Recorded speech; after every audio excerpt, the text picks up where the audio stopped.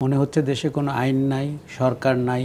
আমরা যা খুশি তাই বলতে পারি, করতে পারি, যে কোনো কিছু রাজনীতির নামে করতে পারি। তৌহিদি জনতা বলে কিছু লোক এক হয়েছে, তারা বিভিন্ন জায়গায় গিয়ে ভাঙচুর করছে, থানা থেকে লোক ছুটিয়ে আনছে, তাকে ফুলের মালা দিয়ে বের করে নিয়ে যাচ্ছে। তার মানে হচ্ছে যে আমরা একটি অথর্ব এবং নির্লিপ্ত সরকার দেখতে পাচ্ছি। হঠাৎ করে ধর্ষণের ঘটনা এভাবে বেড়ে গেছে, মর্মান্তিক, এটা তো সহনীয় না। কেন এই অবস্থা হলো, আপনি কি মনে করেন?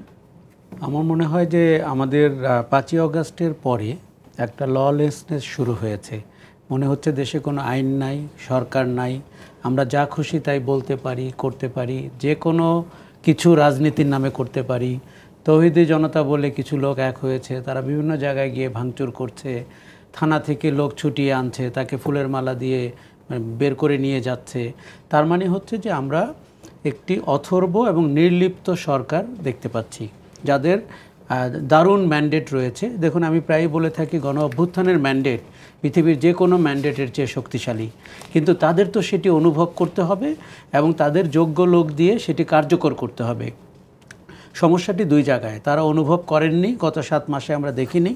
আর দ্বিতীয় হচ্ছে যোগ্য লোকদের আমরা খুঁজে পাইনি উপদেষ্টা করার জন্য, যারা বিভিন্ন জায়গায় অবসর জীবনযাপন করছিলেন তাদেরকে এনে দায়িত্ব দেওয়া হয়েছে। তাতে করে যেটি হয়েছে, 70% সরকারের 70% মানুষের গণ অভ্যুত্থানের সাথে কোনো সম্পর্ক ছিল না, এবং তারা প্রশাসনিক দক্ষতা হয়তো অতীতে কোনো এক সময় তাদের ছিল, কিন্তু গণ অভ্যুত্থান পরবর্তী, বিশেষ করে আওয়ামী লীগের মতো একটি ভয়ঙ্কর দল এবং একটি দুঃশাসন বিদায় নেওয়ার পরে, বা শেখ হাসিনার মতো একজন ব্যক্তি পালিয়ে যাওয়ার পরে দেশের পরিস্থিতি কি হতে পারে এটি তারা উপলব্ধি করতে পারেননি।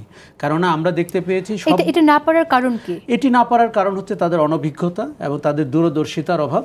এবং তারা মনে করেছেন যে দেশের সবাই এখন নিয়ম মেনে চলবেন, পিটি প্যারেড করবেন, স্কুলের বাচ্চাদের মতো থাকবেন। দেখুন, তাদের হাতে সমস্ত আইন রয়েছে, তাদের হাতে সমস্ত শাস্তি দেওয়ার, ধরার, বিচার করার সব কিছু রয়েছে, কিন্তু তারা অনেক সময় এমন করে কথা বলেন, দেখে মনে হয় তারা আপনার আমার মতোই দর্শকের সারিতে রয়েছেন। তাহলে আইনটি প্রয়োগ করবেন কে, ধরবেন কে, গ্রেফতার করবেন কে, বিচার করবেন কে? আমি যদি ধর্ষণের আগে শুধু বলি, যেভাবে 600-র মতো লোক দেশ থেকে পালিয়ে গেল, এটি সরকারের খুব বড় ব্যর্থতা। এখন যদি সেটি সেনা ছাউনিতে থেকে থাকে, সেনাবাহিনীকেও আমি দায়ী করতে চাই। এটি যখন চলে গেল, তখনই আপনি বুঝতে পারলেন, সমাজের অন্য অংশ বুঝে গেল যে সরকার তাদের প্রতি অত জোরালোভাবে আসবে না, নির্দয় হবে না, এবং তারা সুযোগ পাবেন। তারই ধারাবাহিকতায় আমরা দেখতে পেলাম রাজনৈতিক অঙ্গনে বিশৃঙ্খলা তৈরি হলো।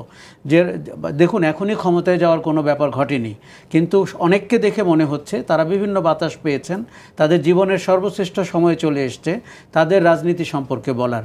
দেখুন, এই দলগুলোকে আমরা অতীতেও দেখেছি, আগামীতেও দেখব।